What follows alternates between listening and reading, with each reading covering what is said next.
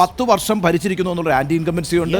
അതേപോലെ തന്നെ പഴയ ഒരു ഇമേജ് അരവിന്ദ് കെജ്രിവാൾ ഇല്ല എന്നുള്ളതാണ്. കാരണം വെച്ചാൽ after this excise policy issue അവരുടെ ആ പഴയ ഒരു ആന്റി കറപ്ഷൻ ഇമേജ് പോയിട്ടുണ്ട്. അത് തകർക്കുക എന്നതായിരുന്നു ഏറ്റവും നല്ല പ്ലോട്ട്.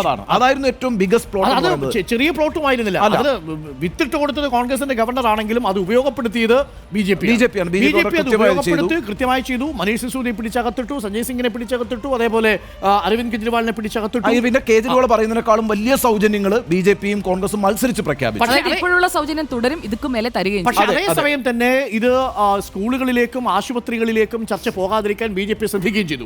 കാര്യം സ്കൂളുകളെയും ആശുപത്രികളെയും അവിടുത്തെ എല്ലാ വിമർശിക്കുന്ന രാഷ്ട്രീയ നേതാക്കൾ പോലും അംഗീകരിക്കുന്നു എന്നുള്ളതാണ്. ഈ കഴിഞ്ഞ ദിവസങ്ങളെല്ലാം തന്നെ നരേന്ദ്രമോദി ആയിരുന്നു ഏറ്റവും ബിഗസ്റ്റ് ക്യാമ്പയിനർ കേട്ടോ. എല്ലാ ദിവസവും ഡൽഹിയിലെ യോഗങ്ങളിൽ അദ്ദേഹം പങ്കെടുത്തിട്ടുണ്ട്.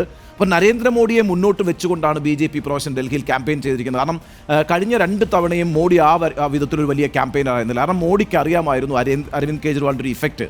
പക്ഷെ അവിടെ വന്നിട്ട് ഒരു ബെറ്റ് മോഡി നടത്തുന്നത് 2025 ആ അർത്ഥത്തിൽ നരേന്ദ്രമോദി ലീഡ് ചെയ്യുന്നൊരു ഇലക്ഷനാണ് ഡൽഹിയിൽ നടന്നിട്ടുള്ളത്. ഞാൻ പറയുന്നത് ഈ പറയുന്ന 15% ഡിഫറൻസ് നിൽക്കുന്നു, വലിയ സീറ്റ് ഡിഫറൻസ് നിൽക്കുന്നു. അത് മറികടക്കാൻ എളുപ്പമല്ല ബി ജെ പിക്ക് എന്ന് പറയുമ്പോൾ പോലും ഒരു അണ്ടർ കറന്റ് ബി ജെ പിക്ക് അനുകൂലമാണ് എന്നുള്ളതാണ് നിരീക്ഷകരുടെയും അതുപോലെ തന്നെ എക്സിറ്റ് പോളുകളുടെയും ഒക്കെ വിലയിരുത്തൽ എന്ന് പറയുന്നത്.